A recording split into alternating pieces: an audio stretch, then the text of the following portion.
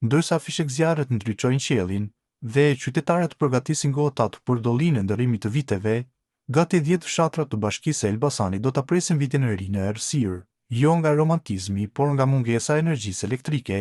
Kuqan, Shirgjan, Gjonme, Gjergjan, Jagodin, Bujqas, Lixh dhe fshatra të tjerë me mijëra banor janë lënë thuajse gjatë gjithë ditës pa energji elektrike më 31 dhjetor, ndërprerje të një pasnjëshme energjie që vjen e ikën si shpresat e banorëve dhe në mbrëmje errësira rikthehet përfundimisht tamam në orën kur vitet ndërohen. Në vend të urimeve banorët ndezin qërin, në vend të dritave festive, hije në mure, në vend të televizorit heshtje, lëvizje ri i pritur me frymarrje të mbajtur dhe me pyetjen e vjetër, a do të vinë dritat sonte? OSHE, institucioni që ka për detyrë furnizimin me energji elektrike, nuk jep asnjë shpjegim të qartë.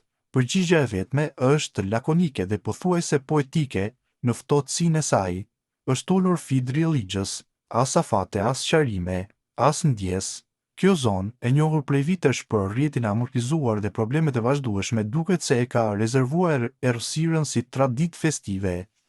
Një realitet ku qytetarët paguajnë energjinë, por jo gjithmonë e marrin atë.